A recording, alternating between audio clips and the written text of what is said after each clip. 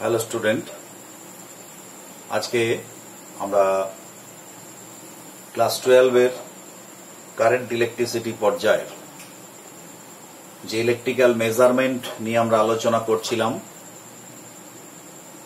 KCL KVL সূত্রের উপর আমরা সার্কিটগুলো তৈরি করছিলাম। আজকে আমরা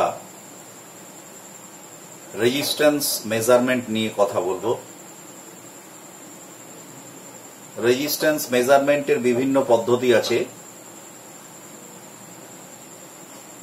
তো তার মধ্যে একটা খুব পপুলার পদ্ধতি হচ্ছে Wheatstone bridge method, Wheatstone bridge পদ্ধতি। তো আজকে আমরা ওই বিষয়ে আলোচনা করব। তো এই বিষয়ে আলোচনা করতে গিয়ে আমরা প্রথমে পরিমাপ অনুযায়ী আমরা রেজিস্ট্যান্সকে আমরা কয়েক ভাগে ভাগ করে নিতে পারি। আমরা রেজিস্ট্যান্স যদি খুব লো ভ্যালু হয়, অর্থাৎ লেস দেন 1 ওহম, তাহলে তাকে আমরা বলি নিম্নমানের রোধ। নিম্নমানের রোধ, লো ভ্যালুড রেজিস্ট্যান্স।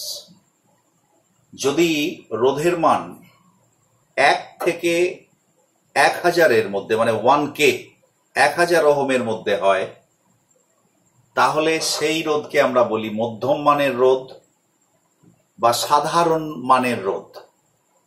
আর যদি 1000-এর চেয়ে বেশি হয়, তাহলে 1000 ওহমের চেয়ে বেশি হয়, তাহলে সেই রোধকে আমরা বলবো উচ্চ মানের রোধ। তো এগুলো পরিমাপ করার জন্য বিভিন্ন পদ্ধতি কিন্তু প্রয়োগ করা, অর্থাৎ একটাই পদ্ধতির সাহায্যে নিম্নমানের রোধ, উচ্চমানের রোধ, মধ্যমানের রোধ বা সাধারণ মানের রোধ এগুলো কিন্তু সব পরিমাপ করা যায় না। তো আজকে আমরা যে বিষয়টা মূল আলোচনা এখানে করব সেটা হচ্ছে সাধারণ মানের রোধ নির্ণয় করার ক্ষেত্রে, অর্থাৎ যে রোধের মান 1 ওহম থেকে 1 কিলো ওহম পর্যন্ত, সেই রোধের মান হুইস্টন ব্রিজ এর সাহায্যে আমরা নির্ণয় করতে পারি। তো হুইস্টন ব্রিজ আর কিছুই নয়, এটা হলো একটা সার্কিট। একটা সার্কিট, যে সার্কিটে 4টে হচ্ছে রোধ থাকে, 3টে হচ্ছে জানা অর্থাৎ নন রেজিস্ট্যান্স, আর একটি হচ্ছে অজানা অর্থাৎ যে রোধটা আমরা নির্ণয় করব। তো হুইস্টন ব্রিজ এর সাহায্যে আমরা সাধারণ মানের রোধকে নির্ণয় করতে পারি। উচ্চমানের রোধ নির্ণয় করার ক্ষেত্রেও একটা সমস্যা আছে, আবার নিম্নমানের রোধ নির্ণয় করারও একটা সমস্যা আছে। তো সেই জন্য আমরা প্রথমে একটু জেনে নিই যে হুইস্টন ব্রিজ সার্কিটটা কেমন এবং কিভাবে এটা নির্ণয় করা যায়। প্রথমে আমি একটা হুইস্টন ব্রিজ সার্কিটের একটা ছবি আমি আঁকছি।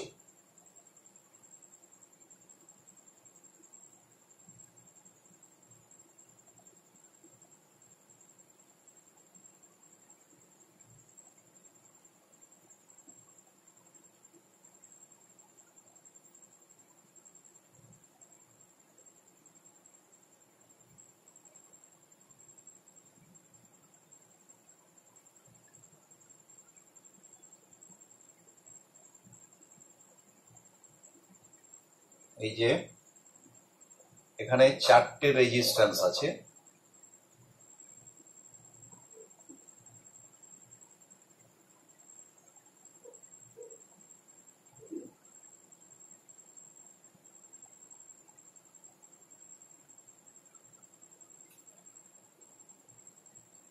এরকম 4টে রেজিস্ট্যান্স, এই 4টের মধ্যে একটা হলো অজানা, বাকি 3টে জানা। এই 4টে রোধকে আমরা নাম দিলাম পি কিউ আর। এই পি কিউ আর এরা হলো জানা রোধ, আর এইটা হলো অজানা রোধ এস। অর্থাৎ এই যে একটা চতুর্ভুজ, এই চতুর্ভুজের 3টে বাহুতে যে রোধ আছে সেটা জানা, আর একটা বাহুতে, এইখানের যে বাহু, সেই বাহুটা হচ্ছে অজানা। এখন দেখতে পাওয়া যাচ্ছে যে দুটো কৌণিক বিন্দুর মধ্যে এই চতুর্ভুজের একটা কৌণিক বিন্দুতে একটা গ্যালভানোমিটার যুক্ত করা হয়েছে, আর অন্য যে কৌণিক বিন্দু দুটি সেখানে একটা হচ্ছে যে কোষ এখানে যুক্ত করা হয়েছে। একটা তড়িৎচালক বলযুক্ত একটা কোষকে এই দু প্রান্তে যুক্ত করা হয়েছে। এইটা হচ্ছে একটা হুইস্টন ব্রিজ সার্কিট। এই সার্কিটে আমরা এই তিনটে রোধের মান যদি আমার জানা থাকে পি, কিউ এবং আর, তাহলে এস রোধের মান কিন্তু আমরা নির্ণয় করতে পারি। এখন প্রশ্ন হচ্ছে যে কিভাবে নির্ণয় করব।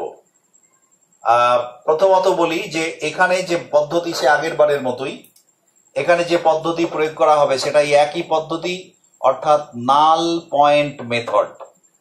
নাল পয়েন্ট মেথড, নাল পয়েন্ট মেথড মানে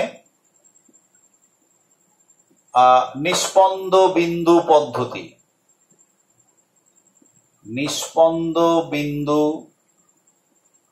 পদ্ধতি অর্থাৎ আমরা আগেই জেনেছি নিষ্পন্দ বিন্দু পদ্ধতি মানে হচ্ছে no current through the galvanometer, অর্থাৎ গ্যালভানোমিটারের মধ্য দিয়ে কোনো কারেন্ট যাবে না, তার মানে হলো গ্যালভানোমিটারের কোনো বিক্ষেপ হবে না, সেই জন্য নিষ্পন্দ বিন্দু বা নাল পয়েন্ট বলা হয়েছে।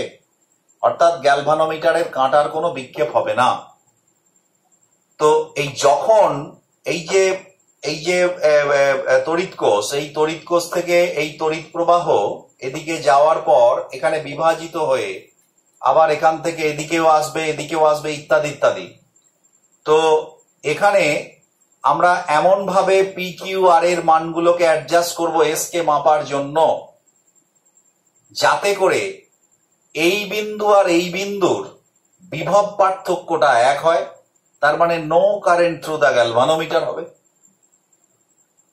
অথবা আমরা বলতে পারি যে এইভাবে আমরা এমন ভাবে সার্কিটটা বিভাজিত হবে, মানে কারেন্টটা, যে এর মধ্যে দিয়ে কোনো কারেন্ট যাবে না। যখন এই জি এর মধ্য দিয়ে কোনো কারেন্ট যাবে না, তখন এই যে হুইস্টন ব্রিজের যে সার্কিটটা, এইটাকে আমরা বলবো ইকুইলিব্রিয়াম স্টেট বা সাম্যাবস্থা। অর্থাৎ তখন আমরা এটাকে বলবো সাম্যাবস্থা। এই সাম্যাবস্থার সাহায্যেই আমরা কিন্তু এই এস এর মান নির্ণয় করতে পারি। তো এখন প্রথমে আমরা দেখব কি হলে বা কোন শর্তে হুইস্টন ব্রিজ সাম্যাবস্থায় আসে।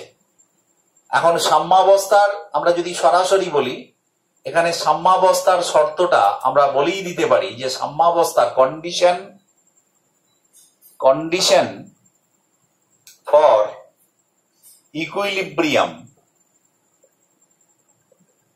ইকুইলিব্রিয়াম অফ হুইটস্টোন ব্রিজ, সেটা হচ্ছে এই যে দুটো রোধ পি কিউ এদের অনুপাত, আর এই যে দুটো রোধ এদের অনুপাত হচ্ছে সর্বদা সমান হবে। এইটা হচ্ছে সাম্যাবস্থার শর্ত। অর্থাৎ পি বাই কিউ সমান আর বাই এস হবে। এখন স্বাভাবিকভাবেই পি, কিউ, আর যদি জানা থাকে তাহলে এস এর মান নির্ণয় করাটা কোনো ব্যাপারই না, তাহলে আমরা কিন্তু এস এর মান নির্ণয় করতে পারবো। তাহলে এই কন্ডিশনটা হচ্ছে হুইস্টন ব্রিজের সাম্যাবস্থার শর্ত। এই কন্ডিশনে থাকলে গ্যালভানোমিটারের মধ্য দিয়ে কোনো কারেন্ট যাবে না।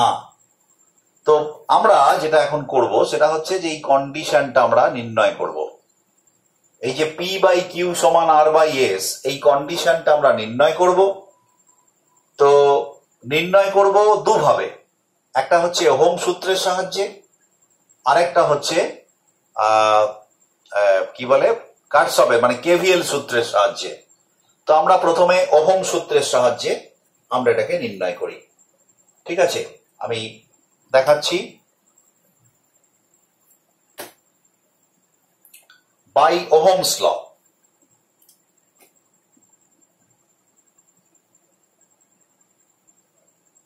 ওহমস ল কি নির্ণয় করছি না সাম্যাবস্থার শর্ত। তা এখন কথাটা হচ্ছে যে আমি যদি ধরে নিই এইখান দিয়ে যে কারেন্টটা যাচ্ছে আই কারেন্ট এখানে যাচ্ছে, এইখানে এসে কারেন্টটা বিভাজিত হল, আমি নামও দিয়ে দিতে পারি এ বি সি ডি। এখন এ বিন্দুতে এসে এ বি এর দিকে একটা অংশ আর এডি এর দিকে একটা অংশ যাবে। আমি ধরে নিলাম এটা হলো I1 আর এটা হলো I2। বি বিন্দুতে এসে আমি যদি এরম ভাবে ধরে নিই প্রথমেই যে এটা কন্ডিশনে আছে, অর্থাৎ ইকুইলিব্রিয়ামে আছে, তাহলে বি বিন্দুতে এসে কারেন্টটা, এই I1 কারেন্টটা কিন্তু ভেঙে আইজির দিকে যাওয়ার কথা, মানে জি এর দিকে যাওয়ার কথা এবং কিউ এর দিকে যাওয়ার কথা। কিন্তু যদি আমাদের এটা সাম্যাবস্থায় থাকে ব্রিজটা, তাহলে গ্যালভানোমিটারের মধ্য দিয়ে কোনো কারেন্ট যাবে না। তা যদি হয় তাহলে এই পুরো কারেন্টটাই কিউ, অর্থাৎ এই কিউ রোধের মধ্য দিয়ে, অর্থাৎ বিসির দিকে চলে যাবে, সেটা হচ্ছে I1। অনুরূপ ভাবে এখান থেকে যে I2 কারেন্টটা ডি বিন্দুতে যাচ্ছে, গ্যালভানোমিটারের মধ্য দিয়ে কোনো কারেন্ট না যাওয়ার শর্ত হলো এই কারেন্টটাও এদিকে ঢুকবে না, সরাসরি এদিক দিয়ে চলে যাবে। অর্থাৎ আসছিল I2 কারেন্ট কিন্তু চলে গেল। তো এইবার এখানে এলো I1, এখানে এলো I2। যেমন এখানে I ভেঙে I1 আর I2 হয়েছিল, তাহলে I1 আর I2 জোড়া লেগে এদিকে আবার I হয়ে গেল, এখান দিয়ে কিন্তু I কারেন্টই ঢুকবে। আমার শর্ত সম্পূর্ণ ফুলফিল হলো। অর্থাৎ ইএমএফ সোর্স থেকে যে কারেন্টটা বেরিয়েছিল বিভিন্ন এর মধ্য দিয়ে, ব্রাঞ্চের মধ্য দিয়ে গিয়ে আবার ওই কারেন্টটাই প্রবেশ করলো। তাহলে এর যে ছবিটা আমরা এঁকেছি, আমরা বি থেকে ডি বিন্দুর দিকে কোন রকম আমরা কিন্তু কোনো তড়িৎ প্রবাহকে নিইনি, কারণ সাম্যাবস্থা ধরে নিয়েই আমরা করছি। তো এখন এটা কখন সম্ভব? যদি এই বিন্দুর বিভব আর এই বিন্দুর বিভব যদি সেম হয়। এবারে আমরা ওহমের সূত্র প্রয়োগ করবো। আমি মনে করলাম এ বি সি ডি, এই যে চারটে বিন্দু, চারটি বিন্দুর বিভব হচ্ছে, এর বিভব হচ্ছে ভিএ, এর বিভব ভিবি, এর বিভব ভিসি, আর এই বিন্দুর বিভব হচ্ছে ভিডি। তাহলে পরে কারেন্ট এদিক থেকে এদিকে যাচ্ছে, কে বেশি? অবশ্যই ভিএ বেশি। তাহলে আমরা লিখতে পারি ওহমের সূত্রের সাহায্যে ভিএ মাইনাস ভিবি সমান আমরা কি লিখবো? I1P, কারণ এই রোধটার মান হচ্ছে P আর I1 কারেন্ট যাচ্ছে, তাহলে I1P। এটা গেল 1 নম্বর। এইখান থেকে কারেন্টটা এদিকে আসছে, অবশ্যই ভিবি বেশি, ভিসি কম, তাহলে ভিবি মাইনাস ভিসি সমান হচ্ছে I1Q। এটা হলো 2 নম্বর। এবার এদিকটায় ভাবি, এইটার থেকে এদিকে কারেন্ট আসছে, তার মানে অবশ্যই ভিএ মাইনাস ভিডি হবে। ভিএ মাইনাস ভিডি সমান হচ্ছে I2R। এটা হলো 3 নম্বর। আর এখান থেকে এখানে কারেন্ট যাচ্ছে, তাহলে ভিডি মাইনাস ভিসি সমান হচ্ছে I2S। এটা হলো 4 নম্বর। এবার 1 নম্বর আর 2 নম্বর এ দুটোকে যদি ভাগ করি, আর 3 নম্বর আর 4 নম্বর যদি আমি ভাগ করি, তাহলে 1 ডিভাইডেড বাই 2 কি হবে? VA minus VB by VB minus VC সমান I1P বাই I1Q। I1 কেটে গেল, that is P by Q। অনুরূপ ভাবে 3 নম্বর আর 4 নম্বর যদি আমি ভাগ করি, তাহলে কি হবে? VA minus VD by VD minus VC equals to I2 কেটে যাবে R বাই S। এইবার এটা আমি বলেছি নিষ্পন্দ অবস্থায় আমরা বা সাম্যাবস্থায় এই শর্তটা দিয়ে করেছি, অর্থাৎ এর মধ্য দিয়ে কোনো কারেন্ট যায়নি। তা এর মধ্য দিয়ে কারেন্ট না যাওয়ার অর্থ কি? এই বিন্দুর বিভব আর এই বিন্দুর বিভব সমান। তাহলে আমরা লিখতে পারি ইন ইকুইলিব্রিয়াম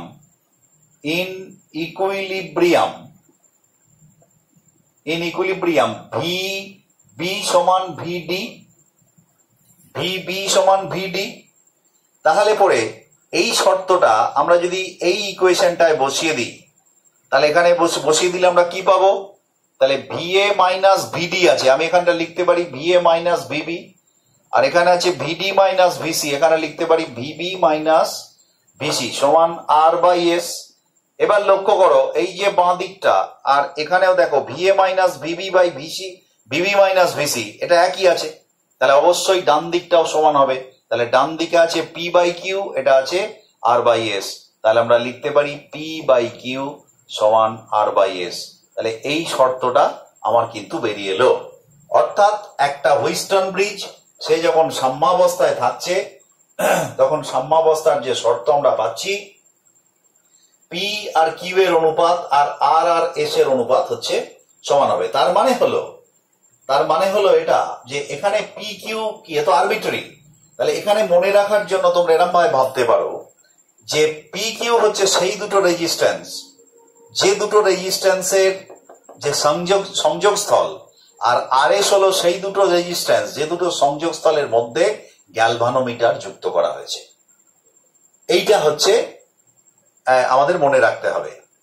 অর্থাৎ সেই আমি নাম পাল্টে দিতে পারি, পি কিউ আর এস নাম পাল্টে দিতে পারি, কিন্তু মনে রাখতে হবে যে সেই দুটোর অনুপাত, কোন দুটোর অনুপাত না, যে গ্যালভানোমিটার যে দুটোর মধ্যে আমি যুক্ত করেছি আর যে গ্যালভানোমিটার যুক্ত করেছি সেই যে দুটো রেজিস্ট্যান্স আর অন্য যে দুটো তাদের যে সংযোগস্থল তাদের মধ্যে, তার মানে পি আর কিউ আর আর এস। এখন এখানে একটা আমি যদি সরাসরি একটা প্রশ্ন হতে পারে যে যদি গ্যালভানোমিটারটার ব্যাটারিটা পাল্টে দিই, অর্থাৎ এই সংযোগস্থলে ব্যাটারিটা আছে আর এই সংযোগস্থলে গ্যালভানোমিটারটা আছে, আমি যদি পাল্টে দিই তাহলে যে সাম্যাবস্থা বজায় ছিল সেই সাম্যাবস্থা কি বজায় থাকবে? প্রশ্নটা হচ্ছে এইটা। সাম্যাবস্থা বজায় থাকতে গেলে এইরকম একটা রিলেশন পেতে হবে। আমি এই ছবিটাকে একটুখানি মুছে করছি কারণ জায়গা নেই।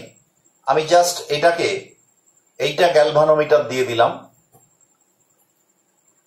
আর ব্যাটারিটা মুছে দিলাম। এই আমি এখানে গ্যালভানোমিটার দিলাম আর ব্যাটারিটা এইখানে দিলাম।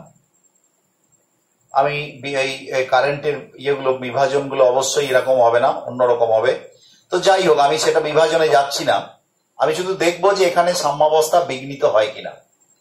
তাহলে সাম্যাবস্থায় আমরা শর্ত কি বলেছিলাম, যে দুটো রেজিস্ট্যান্সের সংযোগস্থলে, মানে দুটো সংযোগস্থল হবে, একটা হচ্ছে যে দুটোর অনুপাত আমি করব প্রথমে আর অপর যে দুটো অনুপাত করবো সেই দুটো সংযোগস্থলে গ্যালভানোমিটার থাকতে হবে। তাহলে এখানে গ্যালভানোমিটার এইখানে আছে, তার মানে এইটার শর্ত কি হবে, ইয়ের কি বলে সাম্যাবস্থা। তাহলে দেখো গ্যালভানোমিটারের দু প্রান্তে দুটো কত, পি আর আর, তাহলে পি আর আর এর অনুপাত যদি কিউ আর এস এর অনুপাতের সমান হয় তাহলে অবশ্যই এটা সাম্যাবস্থায় থাকবে। তার মানে এখানে কি করলাম, আমি গ্যালভানোমিটারের পজিশন আর ব্যাটারি পজিশন পাল্টে দিয়ে এইরকম একটা আমি সাম্যাবস্থার শর্ত পেলাম। আর আগে পেয়েছিলাম যখন এই দিকে গ্যালভানোমিটার ছিল এই দিকে ব্যাটারি ছিল তখন পেয়েছিলাম এটা। তাহলে প্রশ্ন হচ্ছে এই অবস্থা থেকে যখন এই অবস্থায় নিয়ে এলাম, গ্যালভানোমিটার, এখানে গ্যালভানোমিটারের মধ্য দিয়ে কারেন্ট যাচ্ছিল না, আমি জাস্ট গ্যালভানোমিটারটা খুলে পাল্টে দিলাম, ব্যাটারিটা খুলে পাল্টে দিলাম, তাহলে এখানে কি গ্যালভানোমিটারের মধ্য দিয়ে এরকম ঘুরিয়ে দিলে কি কারেন্ট যাবে না যাবে না?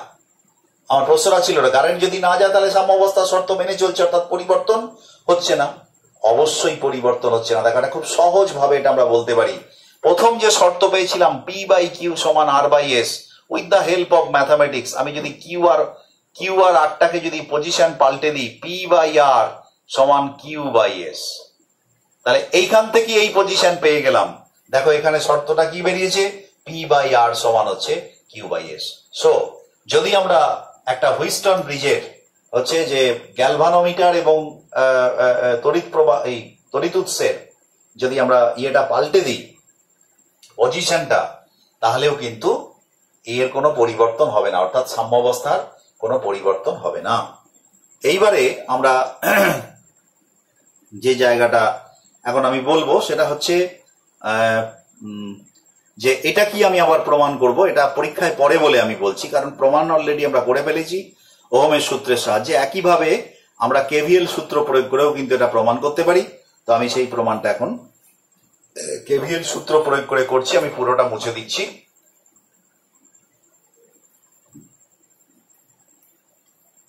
আমি একটু ছবিটা ছোট করেই আঁকবো কারণ জায়গা হবে না। আমি এখানে একটু ছোট্ট করে আঁকছি ছবিটা।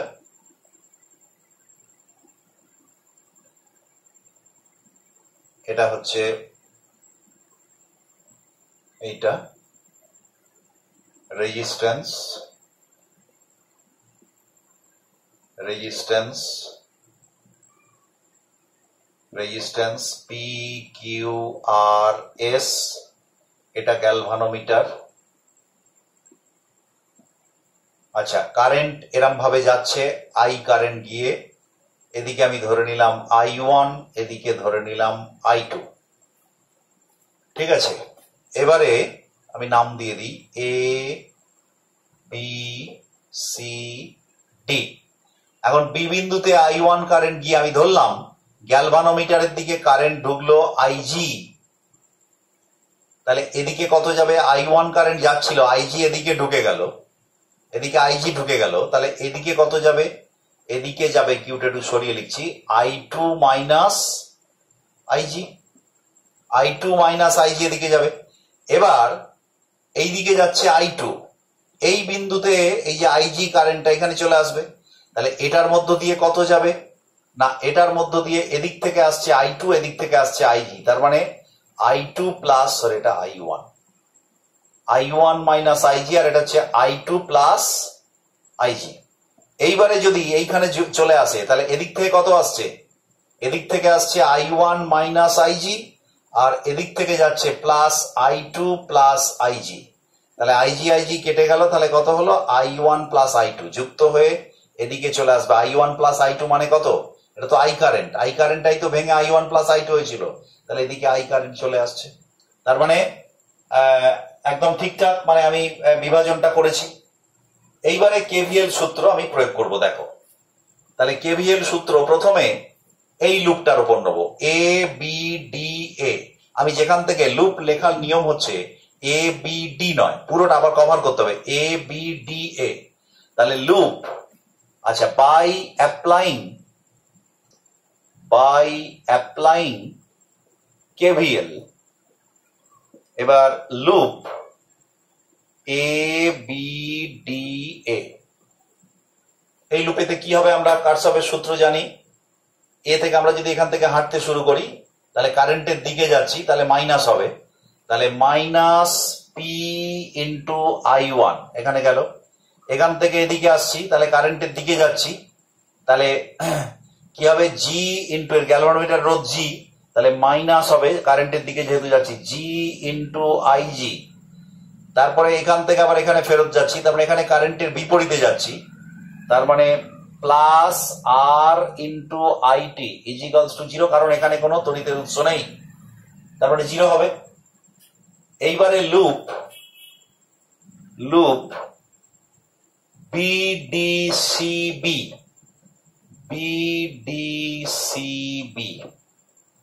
এই লুপটা দেখা যাক। তাহলে আমরা কোন দিকে যাব? যে কোনো দিকে যেতে পারি, আমরা যদি এইভাবেই যাই, বিডি, আচ্ছা এইভাবেই যাই, নাম করে যাই বিডি, তার মানে কারেন্টের দিকে যাচ্ছি, তাহলে মাইনাস জি ইন্টু আইজি, তারপরে এটাও কারেন্টের দিকে যাচ্ছি, তাহলে কত হবে?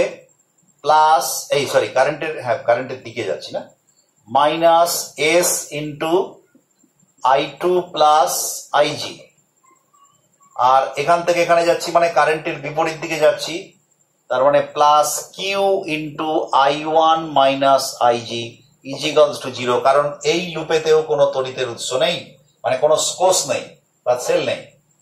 তাহলে পরে এই দুটো ইকুয়েশন আমরা পেলাম, এটা 1 নম্বর, এটা 2 নম্বর। এবার আমরা লিখতে পারি ইন ইকুইলিব্রিয়াম আইজি সমান 0, তাহলে 1 নম্বর এবং 2 নম্বরে পুট করা হোক। Putting this condition on 1 and 2, 1 নম্বরটা তাহলে কি হচ্ছে দেখো, মাইনাস পি I1, এটা 0 হয়ে যাচ্ছে, প্লাস আর I2 ইজিক্যালস টু 0। তো এখান থেকে আমরা সরাসরি এরকম ভাবেও লিখতে পারি যে I1 বাই I2, এটা ওইদিকে গেলে মাইনাস হয়ে যাবে, তার মানে আর by P, I1 by I2 সমান আর বাই পি, এটা হলো 3 নম্বর। আর 4 নম্বর ইকুয়েশন আমি যদি আইজি 0 করি, তাহলে এটা 0, এইটা 0, তার মানে কি পড়ে থাকলো? মাইনাস এস I2, এইটো আর এখানে এটা 0, তার মানে plus Q I one is equals to 0, তার মানে I1 বাই I2 আমরা লিখতে পারি S বাই কিউ। এই যে I2 ইন্টু এস আর এটা Q1, তাহলে এটা হলো 4 নম্বর। এবার দেখো 3 নম্বর আর 4 নম্বরে বাঁ দিকটা I1 বাই I2 আছে, তাহলে ডান দিকটা সমান, তার মানে অতএব আমরা লিখতে পারি R বাই P সমান হচ্ছে S by Q, that is আমরা লিখতে পারি P বাই কিউ সমান R by S, and this is the condition। আমরা তাহলে দেখলাম হুইস্টন ব্রিজের যে condition of equilibrium P by Q সমান R বাই S আমরা কিন্তু পেলাম, এবং আমরা এটাকে প্রুভ করলাম উইথ KVL। আমরা KVL সূত্রের প্রয়োগে applying KVL Kirchhoff's voltage law আমরা এখানে প্রয়োগ করে দেখালাম। তাহলে এই যে কন্ডিশন অর্থাৎ কি বলে ইকুইলিব্রিয়াম কন্ডিশন, তার শর্ত, তাহলে এইটার ওপরেতে ভিত্তি করে আমরা কিন্তু রোধ নির্ণয় করতে পারি। এখানে রোধ নির্ণয় করার ক্ষেত্রে আমি আবার বলছি যে হুইস্টন ব্রিজ মেথড তখনই খুব ভালোভাবে প্রয়োগ করা যায় যদি এটা সাধারণ মানের রোধ হয়, অর্থাৎ যে রোধের মান 1 ওহম থেকে 1 কিলো ওহম পর্যন্ত। এর কম হলেও অসুবিধা, বেশি হলেও অসুবিধা। কম হলে কি অসুবিধা লক্ষ্য করো, কম যদি হয়, মনে করো এই রোধগুলো যে পি কিউ আর এস রোধটা আমি নির্ণয় করছি, তার মানে এই অনুপাতটা যখন সমান হতে হবে, এস যদি কম হয় অটোমেটিক্যালি এই বাকিগুলোও কম হবে। এখন 1-এর চেয়ে যদি কম হয়ে যায়, এখন দেখো এখানে লক্ষ্য করো এই যে তার দিয়ে আমি কানেক্ট করেছি, এই তারের রোধগুলোকে আমি 0 ধরেছি, কিন্তু এগুলো কোনোভাবেই 0 নয়, এগুলো ভেরি স্মল, মানে লেস দ্যান 1। তার মানে এইগুলো যখন 1 এর কম, এইগুলো যখন 1 এর কম হয়ে যাবে PQRS, অটোমেটিক্যালি এটা কিন্তু কনসিডারেবল হয়ে যাবে। অর্থাৎ যখন আমি পয়সার হিসাব করব তখন কিন্তু এই খুচরো পয়সাগুলোকে আমি ছাড়তে পারবো না, তার মানে সেই হিসেবটাও এর সঙ্গে চলে আসবে, ফলে কিন্তু আমি অ্যাকিউরেট ভ্যালু পাবো না। কিন্তু যখন আমি মাঝারি মানের রোধ নেব তখন PQRS এর মান যথেষ্ট বড় এই তারগুলোর তুলনায়, তখন এই তারগুলোর রোধকে আমি নেগলেক্ট করতে পারি। তাহলে মাঝারি রোধের ক্ষেত্রে সঠিক। কিন্তু যদি হাই রেজিস্ট্যান্স নেওয়া হয়, ধরো এইটাকে হাই নিলে, হাই রেজিস্ট্যান্স যখনই মেজার করতে যাবে তখনই কি হবে বলতো, যে এই যে কারেন্টটা বিভাজন হচ্ছে, এই রোধটা তো বেশি, তাহলে এই কারেন্টটার এই আমরা কি জানি কারেন্ট কোন দিকে বেশি যায়, কারেন্ট হচ্ছে তোমার হচ্ছে যে যেদিকে রোধ কম সেদিকে বেশি যায়। তাহলে স্বাভাবিকভাবে এই ব্রাঞ্চটা দিয়ে কারেন্ট কম যাবে আর এই ব্রাঞ্চটা দিয়ে কারেন্ট বেশি যাবে। এই ব্রাঞ্চটা দিয়ে কারেন্ট যখনই বেশি যাবে তখনই কিন্তু এরা সাম্যাবস্থায় আসতে পারবে না, মানে একটা অসাম্য, মানে পুরোপুরি সাম্যাবস্থা তুমি পাবে না, একটা মানে সাম্যাবস্থার মধ্যেও একটা অস্থিরতা তৈরি হবে। ফলে এই উচ্চমানের রোধ এবং নিম্নমানের রোধ মাপার ক্ষেত্রে কিন্তু হুইস্টন ব্রিজ উপযোগী নয়।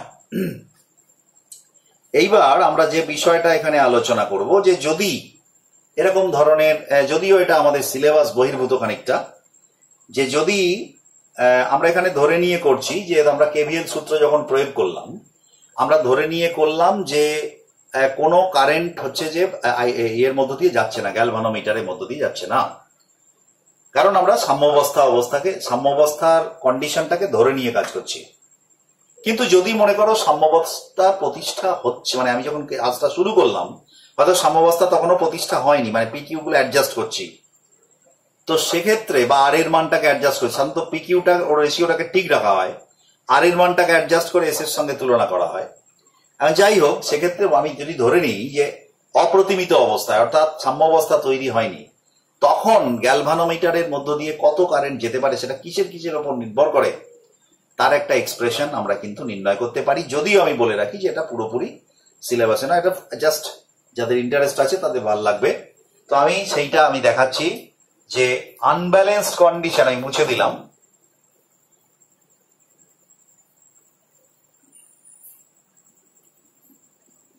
আনব্যালেন্সড কন্ডিশনে ক্যালকুলেশন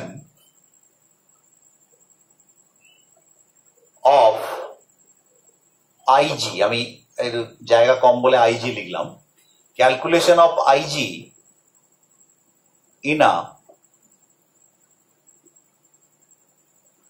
হুইটস্টোন ব্রিজ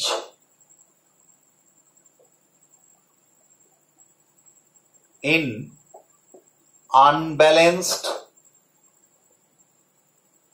condition। যখন সাম্যাবস্থা প্রতিষ্ঠা হয়নি, যখন সাম্যাবস্থায় আইজির মান কত? 0। সাম্যাবস্থায় আইজির মান 0, কিন্তু সাম্যাবস্থা যখন প্রতিষ্ঠা হয়নি তখন আইজির মান কত হবে সেইটা আমরা এখন নির্ণয় করবো। আমি প্রথমে ছবি এঁকে নিই, ক্যালকুলেশনটা একটু বড় হতে পারে, ফলে ছবিটা একটু ছোট করেই আঁকি।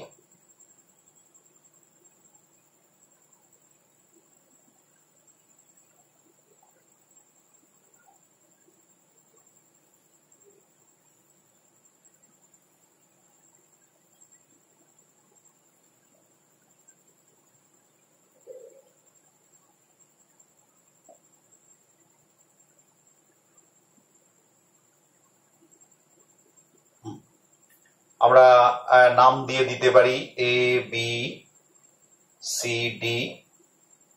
আমি ধরলাম এখান থেকে আই কারেন্ট বেরোচ্ছে, এই আই কারেন্টটা বিভাজিত হচ্ছে এ বিন্দুতে। আমি মনে করলাম এই দিকে গেল আই, আর এদিকে গেল আই মাইনাস, সরি এদিকে আই ওয়ান লিখি, এদিকে আই মাইনাস আই ওয়ান হতেই পারে। এটা আই কারেন্ট গেল, বিভিন্ন ভাবে তো করা যায়।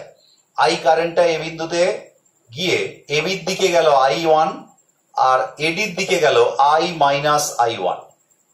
এবার বি বিন্দুতে গিয়ে এদিকে ঢুকলো আইজি, এদিকে কিন্তু আইজি ঢুকে গেছে।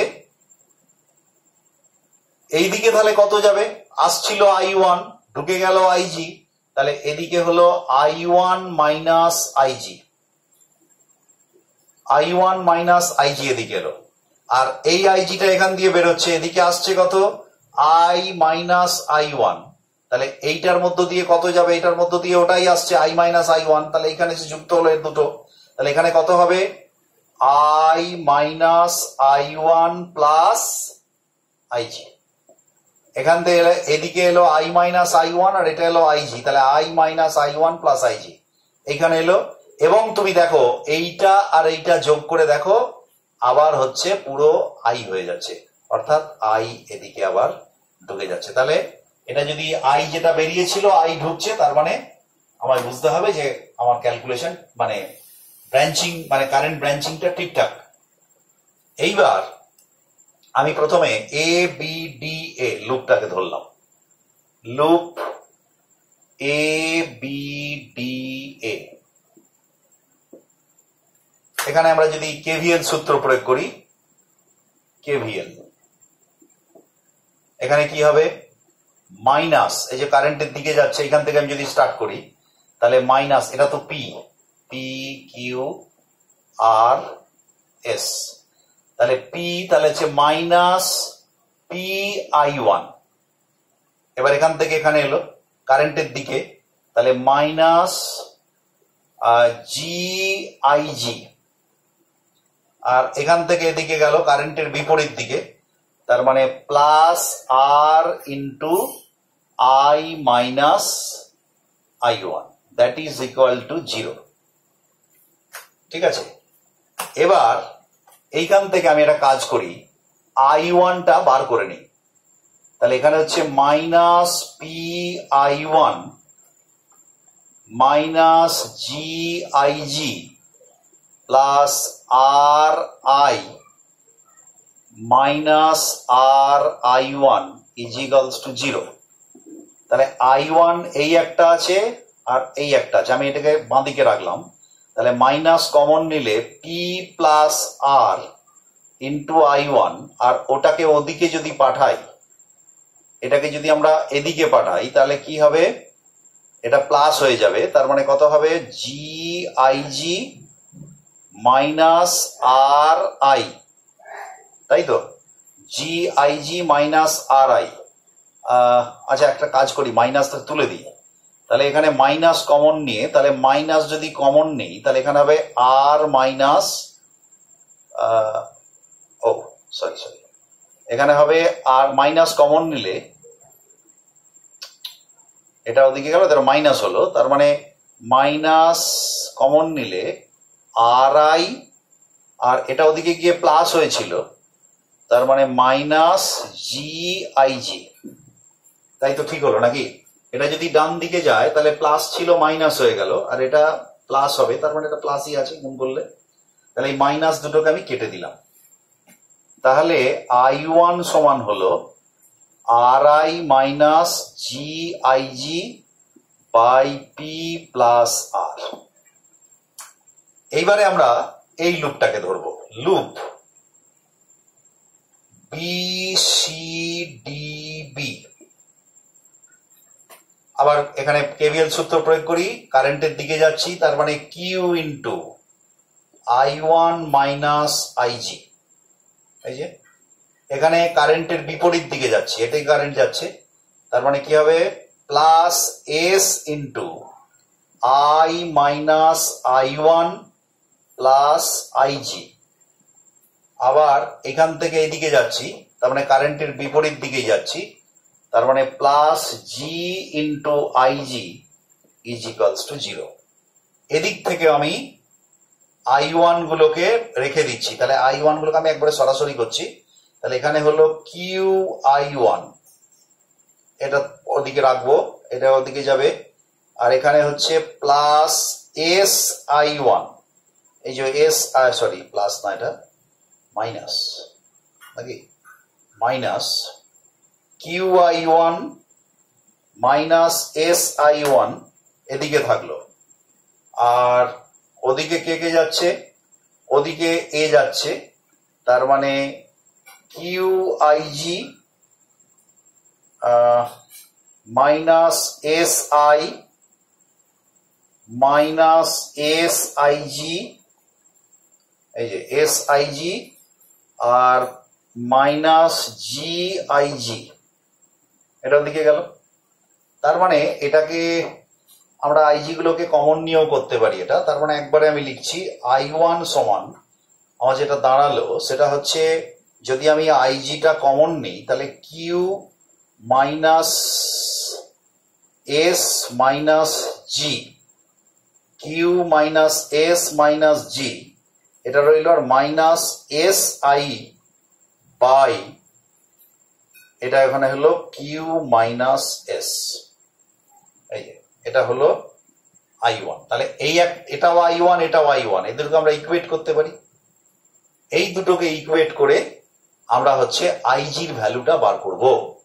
তো যাই হোক, এখন আমরা, আমার মনে হয় এক্ষেত্রে আইজির ভ্যালুটা বার করার, ঠিক আছে আমি করিয়ে দিই, কারণ এটা ক্যালকুলেশন করলে টাইমটা কিল হয়ে যাবে অনেকটা।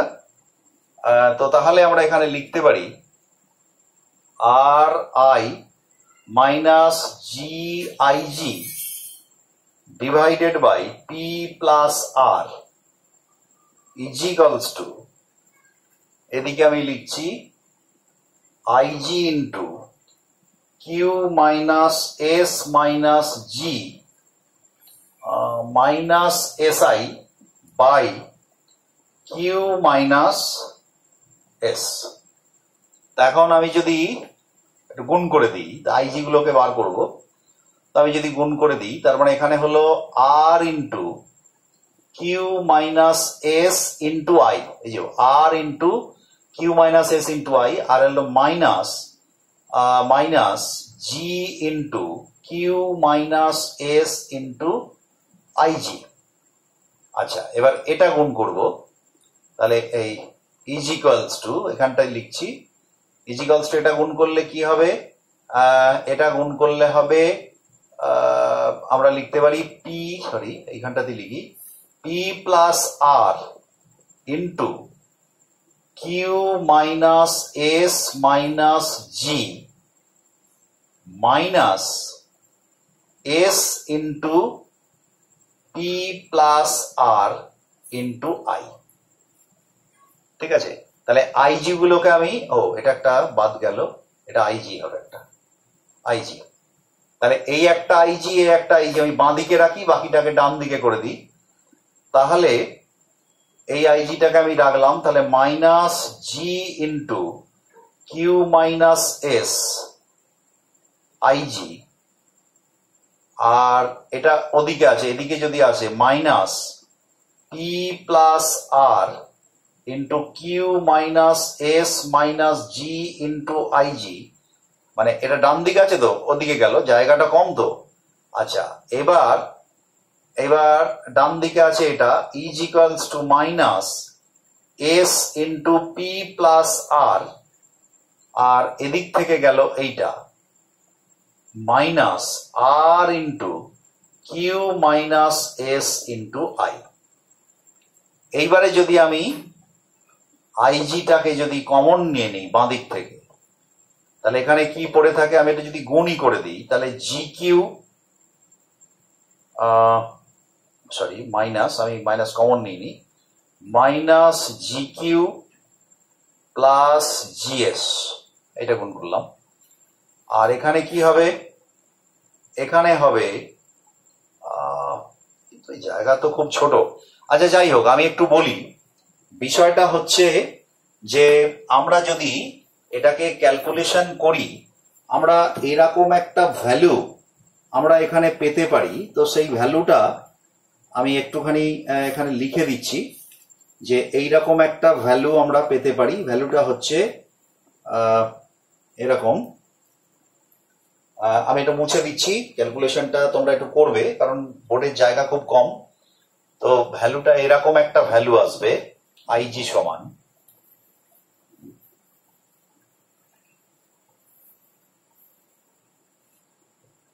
সমান যে ভ্যালুটা আসবে সেটা হচ্ছে এইরকম, আইজি সমান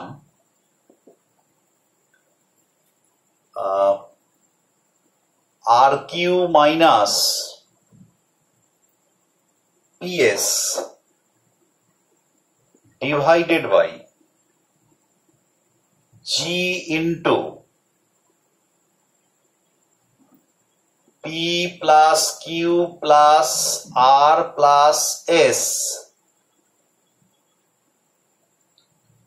জি into P plus Q plus R plus S plus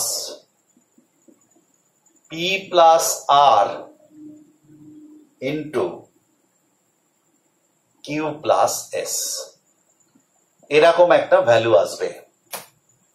তো এটা তোমরা নিজেরা একটু খাতায় করবে। তো এখন ব্যাপার হচ্ছে, যেটা হচ্ছে অপ্রতিমিত অবস্থায় আইজির ভ্যালু। এখন যদি প্রতিমিত অবস্থা হয় তার মানে IG is equals to zero, এই এক্সপ্রেশনটা জিরো হতে পারে, ও সরি এটা ইন্টু আই হবে না, এই এক্সপ্রেশনটা জিরো হতে পারে যদি এইটা জিরো হয়, তার মানে R Q minus PS is equals to zero, তার মানে আর কিউ সমান পিএস, তার মানেই হলো পি বাই কিউ সমান আর বাই এস, অর্থাৎ প্রতিমিত অবস্থার শর্ত, অর্থাৎ আইজি সমান যখন জিরো। তো আমরা তাহলে দেখলাম যে একটা হুইস্টন ব্রিজ, তার ইকুইলিব্রিয়ামের কন্ডিশন এবং আনইকুইলিব্রিয়াম কন্ডিশনে তার হচ্ছে কত, তার মধ্য দিয়ে কারেন্ট যাচ্ছে গ্যালভানোমিটারের মধ্য দিয়ে, সেটা আমরা দেখলাম। এইবারে আমরা দ্বিতীয় যে আলোচনা, অর্থাৎ মিটার ব্রিজ। মিটার ব্রিজ হলো একটি তারের যন্ত্র, পোটেনশিওমিটারের মতো একটি তারের যন্ত্র, কিন্তু পোটেনশিওমিটারের তারের দৈর্ঘ্য অনেক বেশি, কয়েক মিটার হতে পারে, কিন্তু মিটার ব্রিজের তার হচ্ছে 1 মিটার দৈর্ঘ্যের। তো এখানে এই মিটার ব্রিজ যে যন্ত্র, সেই যন্ত্রের সাহায্যে কিন্তু হুইস্টন ব্রিজ যে সার্কিট, যে প্রিন্সিপাল, যে নীতি, হুইস্টন ব্রিজের যে নীতি, অর্থাৎ পি বাই কিউ সমান আর বাই এস, এই শর্ত অনুযায়ী আমরা কিন্তু রোধ পরিমাপ করতে পারি। অর্থাৎ কি না, এই যে সার্কিটটা আমরা দেখালাম হুইস্টন ব্রিজের, সেই সার্কিটটা তো একটা ক্লাসিক্যাল সার্কিট। কোন যন্ত্রের মধ্যে যখন এটা প্রয়োগ করা হবে তখন সেটা একটা যন্ত্র হবে। তখন মিটার ব্রিজ হচ্ছে একটা ইনস্ট্রুমেন্ট যেখানে হুইস্টন ব্রিজের নীতি প্রয়োগ করে হচ্ছে রোধ পরিমাপ করা হয়। তো আমি একটা মিটার ব্রিজের ছবি আঁকার চেষ্টা করছি।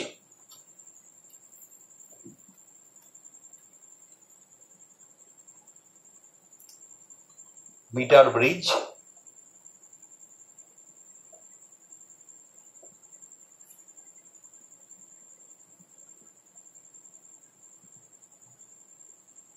একটু তাড়াতাড়ির মধ্যেই আঁকছি, নাহলে ভিডিওটা বড় হয়ে যাবে।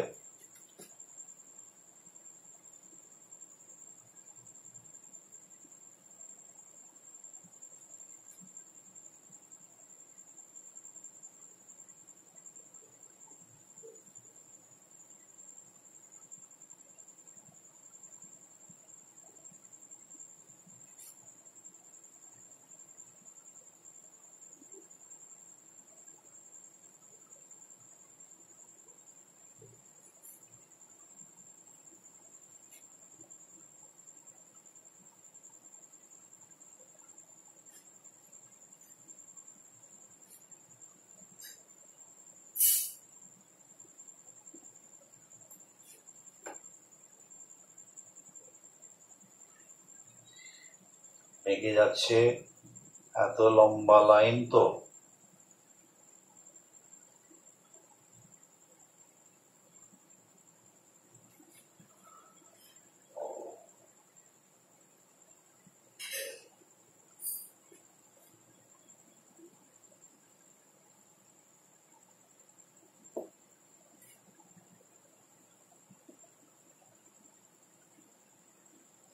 দেখো, এটা হচ্ছে একটা গোটাটা পুরো ব্যবস্থাটাকে একটা কাঠের ফ্রেমের ওপর রাখা হয়।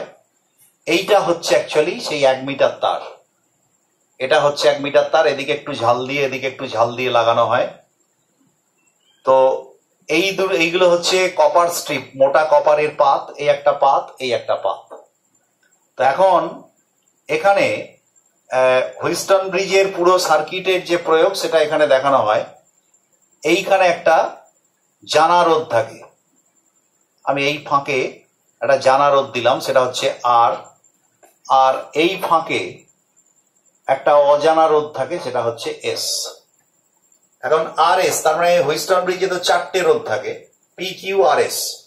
তাহলে পি কিউটা কোথায় না, পি কিউ হচ্ছে, আবার এখানে বলি যে হুইস্টন ব্রিজ সার্কিট বা আমরা পোটেনশিওমিটারে যেরকম হচ্ছে যে নাল পয়েন্ট মেথডে করেছি, তাহলে এখানেও এই যে তারের দৈর্ঘ্যটা, এর পাশে একটা স্কেল থাকে, এই স্কেলে আর এখানে একটা জকি স্লাইড করতে থাকে। জকিটাকে যে কোনো তারের যে কোনো দৈর্ঘ্যে আমরা টাচ করতে পারি। তাহলে তারের যে কোনো দৈর্ঘ্যে যখন আমরা টাচ করি তখন একটা গ্যালভানোমিটার থাকে তার সঙ্গে কানেক্ট করা। তো গ্যালভানোমিটারের বিক্ষেপ হয়, কিন্তু এমন একটা বিন্দু পাওয়া যায়, আমরা যদি এই সার্কিটটাকে টেস্ট করি, গ্যালভানোমিটার আমি পরে সার্কিটটা আঁকছি, তো এই প্রান্তে যদি আমরা জকি টেস্ট টাচ করি তাহলে গ্যালভানোমিটারের একটা লম্বা বিক্ষেপ হবে, বেশ বড় বিক্ষেপ হবে। আর এই প্রান্তে যদি করি তাহলেও একটা লম্বা হবে, কিন্তু দুটো বিক্ষেপ সম্পূর্ণ বিপরীত দিকে হবে। তার মানে এটা বোঝা যায় যে মাঝে কোনো একটা বিন্দু আছে যেখানে কোনো বিক্ষেপ হবে না, সেই পয়েন্টটাই হচ্ছে নাল পয়েন্ট। সেটা জকির সাহায্যে আমরা নির্ণয় করতে পারি। এবার এই যে মিটার ব্রিজ, এই মিটার ব্রিজের সার্কিটটাকে আমরা এখানে আরেকটা কথা বলে রাখি যে এই যে কপার স্ট্রিপ গুলো, এগুলোর রোধ আমরা হিসাবে ধরি না, কারণ এগুলো অলমোস্ট জিরো রেজিস্ট্যান্স, মানে ভীষণ কম আর কি, 0.01, 0.0 ইত্যাদি। তো আমরা এখানে একটা পাশে ছোট্ট করে হুইস্টন ব্রিজ সার্কিটটা আমরা এঁকে নেব, এঁকে নিয়ে আমরা এখানে সার্কিটটা কমপ্লিট করব। আমরা যদি এরকম এঁকে নিই একটা হুইস্টন ব্রিজ, এটা হলো পি, এটা হলো কিউ, এটা হলো আর, এটা হলো এস, এখানে গ্যালভানোমিটার, আর এইটা ব্যাটারি। দেখো, এইখান থেকে যদি আমরা দেখি এটা আর এটা এস, তাহলে এদের সংযোগ স্থল মানে এর মধ্যে কোন একটা জায়গা, ধরো এইখানে একটা ইয়ে আছে, বলছি একটা পিন আছে তার লাগানোর জন্য, তাহলে আর আর এস এর সংযোগ স্থল, আর আর এস এর সংযোগ স্থলে একটা গ্যালভানোমিটার লাগাবো। আরেকটা গ্যালভানোমিটারের আরেকটা প্রান্ত কোন দিকে লাগাবো, পি আর কিউ। এখন পি আর কিউ কোনটা না, ধরো এইটা জকির নাল পয়েন্ট, এইটা ধরো জকি, এটা নাল পয়েন্ট। তারের এই অংশটাকে আমরা বলবো পি, যেদিকে জানা রোধটা থাকবে, অর্থাৎ জানা রোধটা কোন দিকে আছে, বাঁ দিকে, বাম পাকে। তাহলে তারের বাঁ দিকের অংশটাকে বলবো আমরা পি, আর এদিকের অংশটাকে বলবো আমরা কিউ। তাহলে এইখান থেকে এই তারের যে রোধ সেটা হচ্ছে পি এর রোধের সমান, এটা কিউ এর রোধের সমান। তাহলে গ্যালভানোমিটার কোথায় লাগাবো, পি আর কিউ। তাহলে এইটা জকি, তাহলে গ্যালভানোমিটারটা এইখানে লাগালাম জকির সঙ্গে। তাহলে জকি দেখো পি আর কিউ এর জাংশন, পি আর কিউ এর জাংশন এখানে জকি টাচ করেছে নাল পয়েন্টে। তাহলে এটা এটা গ্যালভানোমিটারের অপর প্রান্ত কোথায় লাগাবো, আর আর এস। তাহলে আর আর এস কোথায় আছে, আমি একটা অন্য কালি দিয়ে লিখি, তাহলে এটা ভালো বোঝা যাবে।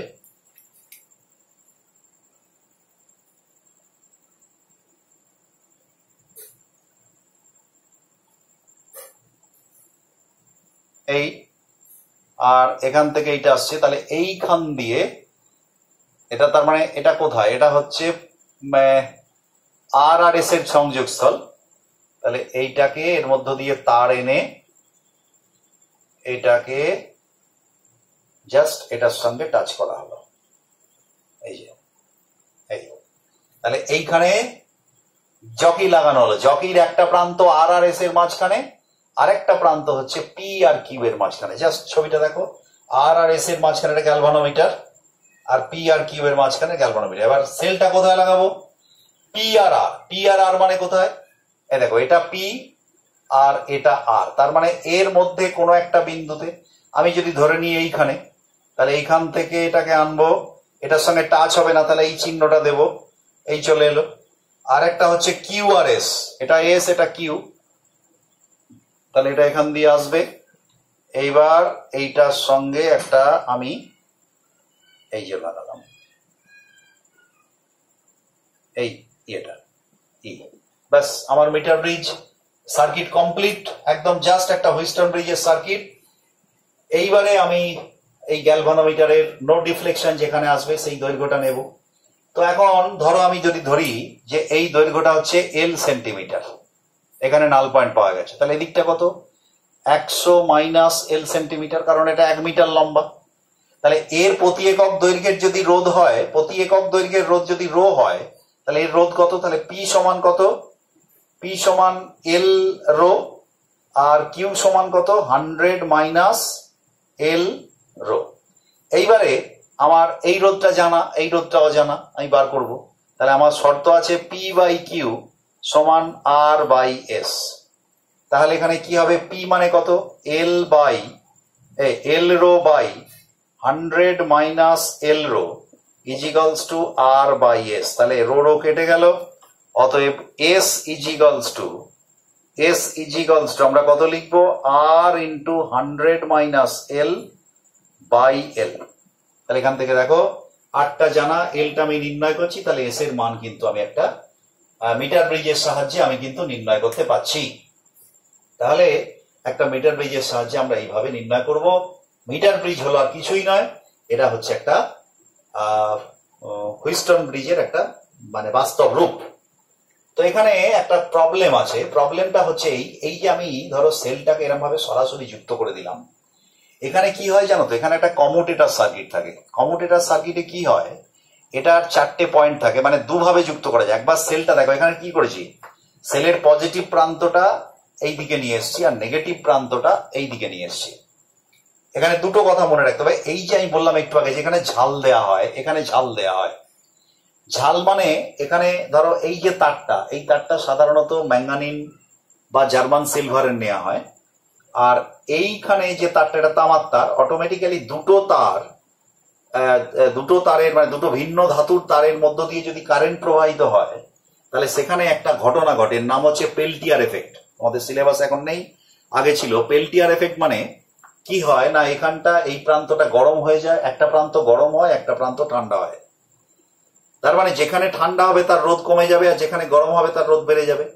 সেই জন্য কি করা হয়, সেই জন্য এইখানে ঘুরিয়ে ঘুরিয়ে দেওয়া হয়। এই দিকটা পজিটিভ দেওয়া হয়েছে, জাস্ট একটুখানি পরীক্ষাটা জাস্ট রিডিংটা নেওয়ার পর উল্টে দেওয়া হলো, এদিকটায় পজিটিভ দেওয়া হলো, এদিকটা নেগেটিভ। তার মানে যেদিকটা প্রান্ত গরম হয়েছিল সেটা ঠান্ডা হবে, আর যেটা ঠান্ডা হয়েছিল সেটা গরম হবে, তাহলে অ্যাভারেজ রেজাল্ট পাওয়া যাবে। এটা গেল 1 নম্বর।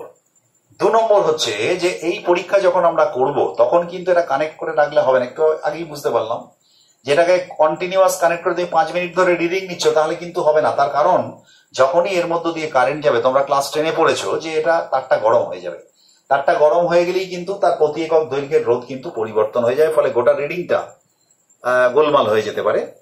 তো সেই কারণে নাল পয়েন্টটা যেখানে আমি পাচ্ছি তার সঙ্গে মিলবে না, ফলে সেই জন্য আমরা খুব দ্রুততার সঙ্গে রিডিংটা নেবো আর বন্ধ করে দেবো। এগুলো সুইচ ফুইচ সব অ্যারেঞ্জমেন্ট থাকবে, সেগুলো আমি আঁকিনি। এটা গেল দুটো। 3 নম্বর পয়েন্ট হচ্ছে এই যে যেখানটায় ঝাল দেয়া হয়, এই ঝালটা একটা ছোট অন্য ধাতু দেওয়া হয়, তো তার একটা রোধ আছে, তো সেই রোধটাকে কিন্তু আমরা হিসেব মতো কাউন্ট করছি না, শুধু 100 মিটারের ওপর কাউন্টিং করছি। সেই জন্যে এইখানে একটা রোধ আর এইখানে একটা রোধ আছে, ওই রোধটাকে আমরা বলি প্রান্তীয় রোধ বা প্রান্তীয় ত্রুটি। এই প্রান্তীয় ত্রুটিটাকে কিন্তু আমরা হিসেবের মধ্যে ধরতে হবে। কিভাবে ধরবো না, যে রোধটা আছে সেটাকে আমরা এই লেংথে কনভার্ট করে নেব, খুব সোজা, কিছুই না। ধরো এখানে রোধ পাওয়া গেল, এর প্রতি একক দৈর্ঘ্যের রোধ হচ্ছে রো, তাহলে এবার রো রোধের জন্য 1 সেন্টিমিটার, তাহলে এখানে যা রোধ থাকবে তার জন্য কত সেন্টিমিটার, তো সেইটা হিসেব করলে আমি যদি বাঁ প্রান্তের এইখানে যে রোধটা পাবো, মানে তার দৈর্ঘ্যের যদি λ1 হয় আর এদিকে যদি λ2 হয়, তার মানে এই ফর্মুলাটায় এইখানে একটা λ1 আর এইখানে একটা λ2 যুক্ত হবে।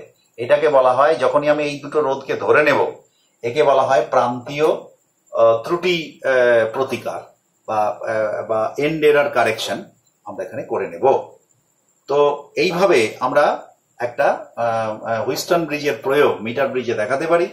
এবং সেক্ষেত্রেও আরেকটা জিনিস এখানে অনেক সময় এরকম প্রশ্ন আছে যে এই মিটার ব্রিজের সুবেদিতা মানে তুমি ধরো জকিটাকে একটু সরাচ্ছ, দেখা যাচ্ছে গ্যালভানোমিটারে কোনো বিক্ষেপই হচ্ছে না, তাহলে সেটা ঠিক নয় তো, কারণ গ্যালভানোমিটারের বিক্ষেপ হবে না পার্টিকুলার একটি পয়েন্টে, কিন্তু যদি দেখা যায় যে একটু সরালে নালেও গ্যালভানোমিটার বিক্ষেপ হবে না, তার মানে বুঝতে হবে এর সেন্সিটিভিটি কম। তো সাধারণত সেন্সিটিভিটির অনেক আছে, যেমন আমরা এর ক্ষেত্রে দেখেছি সেন্সিটিভিটি কিভাবে হয় হুইস্টন ব্রিজে, সরি তোমার পোটেনশিওমিটারে। এখানে আমরা সাধারণত দেখতে পাই যে এই পয়েন্টটা, এই যে নাল পয়েন্টটা যদি মোটামুটি মাঝখানে হয়, তাহলে পরে আমরা কিন্তু এটা পাবো কি বলে একবারে মানে অ্যাকিউরেট, মানে সেন্সিটিভিটি অনেক বাড়বে যত মাঝের দিকে রিডিংটা হবে। অর্থাৎ যদি 100 সেন্টিমিটার হয়, তার মানে 50 সেন্টিমিটারের কাছাকাছি যদি রিডিংটা হয়, তাহলে সব থেকে ভালো সেন্সিটিভ পাওয়া যায়, মানে একটু সরানো লড়ালেই বিক্ষেপ হবে দেখা যাবে, ফলে কারেক্ট দৈর্ঘ্যটা আমরা পেতে পারি। তো যাই হোক, এ নিয়ে আলোচনা থাকবে, আলোচনা হলো, তোমরা এটা শোনো এবং কোনো প্রশ্ন থাকলে আমাকে করো। আজকে এখানেই শেষ করলাম। ওকে, থ্যাংক ইউ।